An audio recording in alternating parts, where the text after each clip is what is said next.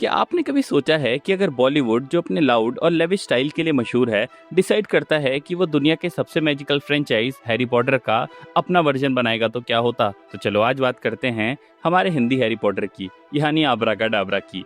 Harry Potter की books तो best seller थी ही, लेकिन असली क्रेज तब शुरू हुआ जब विजिटिंग वर्ड ने बड़े पर्दे पर एंट्री मारी। तब हैरी पॉटर एक ऐसी मल्टीमीडिया सेंसेशन बन गया जो बॉक्स ऑफिस पर रिकॉर्ड तोड़ने लगा और पॉप कल्चर पे राज करने लगा। 2003 तक हैरी पॉटर की 5 बुक्स और 3 मूवीज आ चुकी थी और हाइप अपने पीक पर था। और इसी दौरान इंडिया में भी फिल्म इंडस्ट्री फुल स्विंग में चल रही थी। फिल्म मेकर्स ने एक्सपेरिमेंट कर रहे थे और एक TV studio creative I limited चाहता था कि वो नए डिजिटल दौर का लीडर बने। तभी उन्होंने डिसाइड किया कि इंडिया का पहला 3D मूवी बनाया जाए। ये याद रखना जरूरी है कि ये वो जमाना था जब रेड और ब्लू ग्लासेस वाला 3D का क्रेज होता था। ऑडियंस के लिए ये एक नया एक्सपीरियंस होता था और क्रिएटिव आई को लगा कि अगर इसे एक फैमिली फ्रेंडली फैंटेसी स्टोरी के जरिए दिखाया जाए तो बॉक्स ऑफिस में धमाका हो सकता है। इस प्रोजेक्ट के लिए उन्होंने कुछ राइटर्स हायर किए, जिसमें से एक थे जेके निर्मल। इन्होंने लिखी एक स्टोरी जो असली हैरी पॉटर से हेवीली इंस्पायर्ड थी, जिसका टाइटल रखा गया आबराकाडाबरा द स्कूल ऑफ मैजिक। इस स्क्रिप्ट में एक छोटा सा लड़का एक मैजिकल कैसल में जाता है मैजिक सीखने, जहां वो 2 क्वर्की क्लासमेट से दोस्त बनाता है, एक शैगी ग्राउंड्स कीपर से मिलता है और एक पावरफुल राइवल का सामना करता है। स्टोरी में थी मैजिक वॉन्ड्स, एक फॉरबिडन जंगल जिसमें क्रीपी स्पाइडर थे और इनविजिबिलिटी पिल्स तक थी जो डिट्टो कॉपी था हैरी पॉटर के मैजिकल क्लोक से। लेकिन फिल्म मेकर्स ने अपने कल्चर के हिसाब से काफी चेंजेस भी किए। जहां ओरिजिनल स्टोरी में ब्रूमस्टिक्स थे, यहां उसे एक मैजिक कारपेट बना दिया गया। क्विडिच की जगह गेम था फ्लाइंग फुटबॉल, जिसमें बॉल की जगह फ्लैग यूज होता था। स्पेल्स और एन्चेंटमेंट्स हेवीली हिंदू रिलीजन से इंस्पायर्ड थे। कॉस्ट्यूम्स, म्यूजिक और थीम्स पूरी तरह देसी फ्लेवर में तैयार किए गए थे।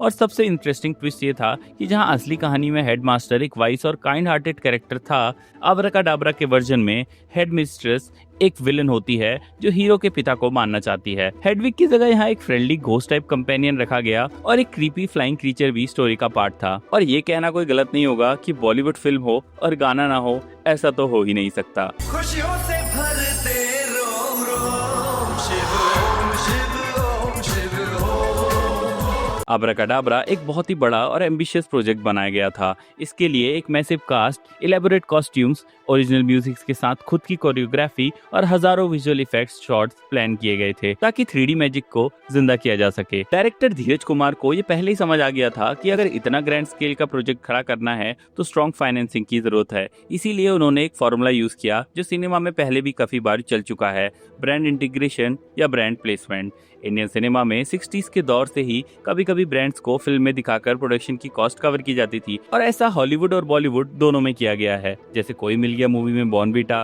क्रिश में टाइड एक्सेट्रा। लेकिन धीरज कुमार ने बड़े इंटरनेशनल ब्रांड या बड़े नेशनल ब्रांड से टाई अप करने के बजाय चूज किया कैमलिन, एक स्टेशनरी कंपनी, और पार्ले जी जो अपने ग्लूकोज बिस्किट के लिए फेमस है। मतलब सीधी बात, फिल्म में देसी टच रखा गया था। अब असली चैलेंज था इन ब्रांड्स को कहानी में नेचुरली फिट करना, लेकिन राइटर ने इसको थोड़ा ओवर कर दिया। कहानी में 2 गोल्डन टिकट्स हंड डाले गए, जहां दोनों कंपनीज अपने अपने गोल्डन टिकट देते हैं और प्राइस होता है admission, scholarship, school of magic का। मतलब एक ही कहानी का साइड प्लॉट 2 बार रिपीट कर दिया गया, बस लोगो अलग थे और हीरो दोनों गोल्डन टिकट जीत गया क्योंकि वेल मैजिक। फिल्म में प्रोडक्ट प्लेसमेंट इतना ऑब्वियस था कि कभी कभी तो कॉमेडी से ज्यादा क्रिंज लगता था। जैसे एक सीन में जब फेक हैरी को स्कूल के बुलीज तंग करते हैं तो वो अचानक से पार्ले जी बिस्कुट खाता है और उसे सुपर स्ट्रेंथ मिल जाती है, बिल्कुल वैसे ही जैसे पॉपॉय में स्पिनिच खा के पॉपॉय को पावर मिलती थी।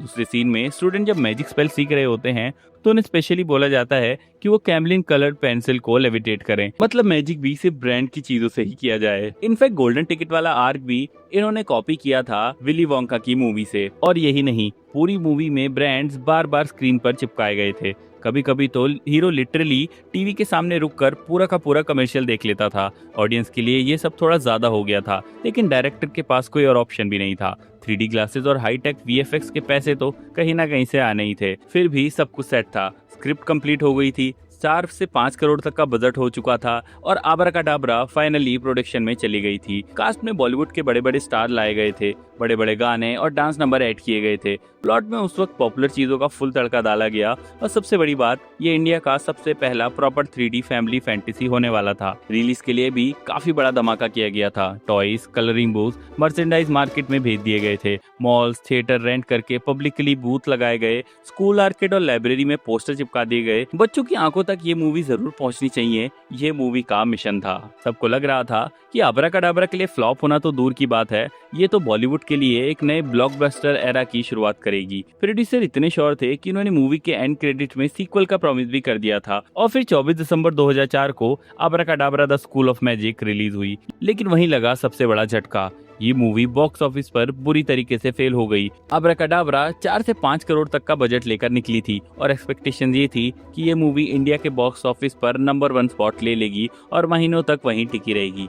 लेकिन रियलिटी कुछ और ही निकली। ओपनिंग वीकेंड पर फिल्म ने सिर्फ 33 से 34 लाख तक के आसपास की कमाई करी, जो कि एक मैसिव डिसअपॉइंटमेंट थी।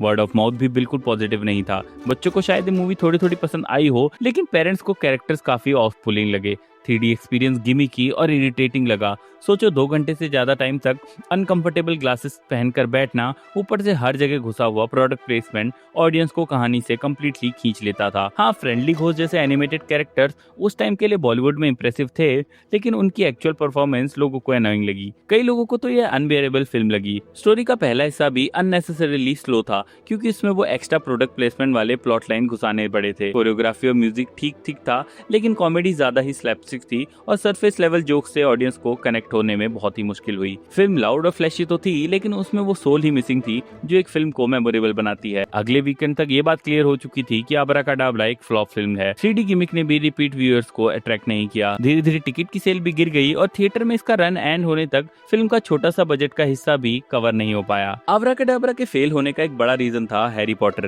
क्योंकि जब तक अबराकडाबरा थिएटर में रिलीज हुई तब तक हैरी पॉटर की 3 मूवीज थिएटर में ऑलरेडी रिलीज हो चुकी थी, जो कि ऑलरेडी इंडियन ऑडियंस ने देख भी ली थी। Harry Potter and the sorcerer of stone, chamber of secret, prisoner of Azkaban ने ऑडियंस को एक ऐसी मैजिकल दुनिया का टेस्ट दे दिया था जो ग्रैंड, डिटेल्ड और बिलीवेबल लगती थी। जब लोगों ने इन हाई स्टैंडर्ड्स हॉलीवुड फैंटेसीज को देखा तो नेचुरली उनकी एक्सपेक्टेशन और बढ़ गई। और फिर जब लोगों के सामने हैरी पॉटर का एक हाफ बेक्ड वर्जन आया, जिसमें ना तो वर्ल्ड क्लास विजुअल थे, ना ही उसकी कहानी एंगेजिंग थी, तो ऑडियंस ने उसे तुरंत रिजेक्ट कर दिया। असली प्रॉब्लम ये थी कि जिस वर्ड को मैजिकल और फ्रेश लगना चाहिए था, वो एक चीप नॉकऑफ बनकर रह गया। जो मूवी बॉलीवुड की सबसे बड़ी सेट बनने वाली थी, वो एक टोटल नॉन स्टार्टर निकली। बॉलीवुड का ये सो कॉल्ड हैरी पॉटर एक इनफेमस फ्लॉप बन गया और आखिर में क्रिएटिव आई लिमिटेड टीवी के प्रोजेक्ट्स में वापस शिफ्ट हो गई और कभी भी कोई फिल्म नहीं बनाई। अबराकडाबरा के साथ बॉलीवुड ने एक नया सपना भी देखा था कि एक ऐसी फैंटेसी फिल्म जो बनाए जो बच्चों के लिए हैरी पॉटर जैसी मैजिकल दुनिया क्रिएट करे। वहीं सपने जितने बड़े थे, उतनी ही बड़ी थी एक्सपेक्टेशंस। और जब सपने पूरे नहीं हुए तो फिल्म सिर्फ एक बॉक्स ऑफिस डिजास्टर नहीं बनी,